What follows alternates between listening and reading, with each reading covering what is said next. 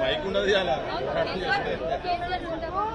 జై తెలంగాణ, జై తెలంగాణ.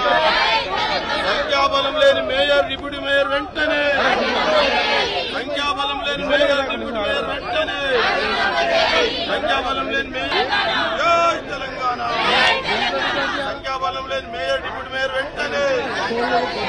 సంఖ్యాబలం లేని మేయర్, డిప్యూటీ మేయర్ వెంటనే. జై తెలంగాణ.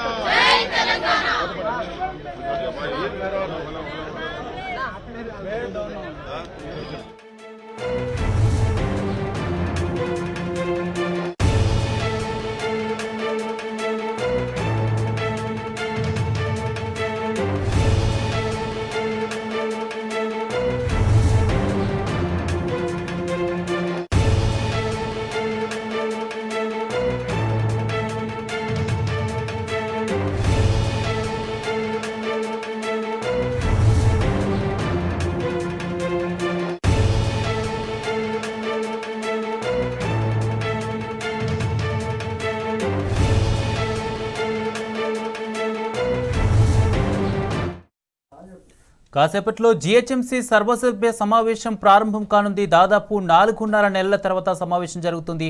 ప్రజా సమస్యల పరిష్కారమే లక్ష్యంగా 23 అంశాలపై సభలో చర్చ సాగనుంది. ఇదే అంశానికి సంబంధించి పూర్తి అప్డేట్స్ మా ప్రతినిధి గణేష్ అందిస్తారు. గణేష్, జీహెచ్ఎంసీ కౌన్సిల్ మీటింగ్ సంబంధించి పూర్తి అప్డేట్స్ ఏంటి? కుమార్, మరికొద్ది సేపట్లో సర్వసభ్య సమావేశం జీహెచ్ఎంసీ స్టార్ట్ కావడం జరుగుతుంది. పార్టీ తరఫున నగరానికి సంబంధించిన ఎమ్మెల్యేలు, ఎమ్మెల్సీలు అందరూ కూడా ఈ సమావేశానికి రావడం జరిగింది. మొత్తంగా ఈ 7 కాలంలో కాంగ్రెస్ పార్టీ అధికారంలోకి వచ్చిన తర్వాత హైదరాబాద్ నగరంలో అభివృద్ధి అంతా కుంటుపడడం జరిగింది.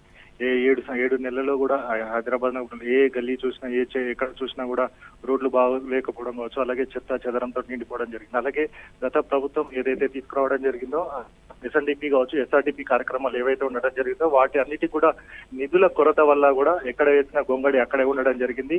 ఆ పనులు కూడా సరిగా చేయకపోవడం వల్ల ఎక్కడ పరిస్థితి వల్ల రోడ్లు కూడా పాడు కావడం కావచ్చు, ఆ రోడ్లలో ట్రాఫిక్ ఇబ్బంది కలగడం జరుగుతుంది. ఇవన్నీ కూడా ఒక పక్క మాన్సూన్ సీజన్ వచ్చినప్పటికీ కూడా ఇంతవరకు కూడా డీజిల్ టిక్ చేయలేదు. డీజిల్ టిక్ చేసినట్టు కూడా ఇప్పటికే బిల్లులు లేపడం జరిగింది.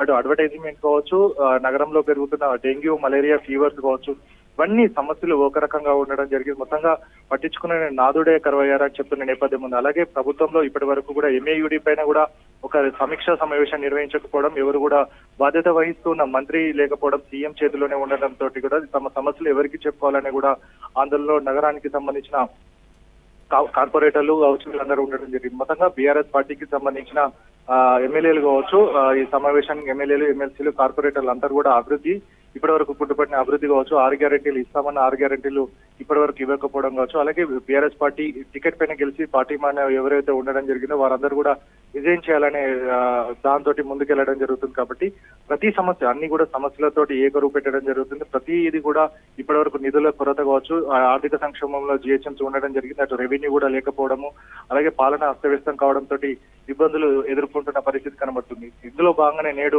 అన్ని పార్టీలకు సంబంధించిన నగరానికి సంబంధించిన ఎమ్మెల్యేలు కావచ్చు, ఎమ్మెల్సీలు అందరూ కూడా ఈ సమావేశానికి రానుండడంతో చర్చ రసవత్తరంగా మారడం జరుగుతుంది.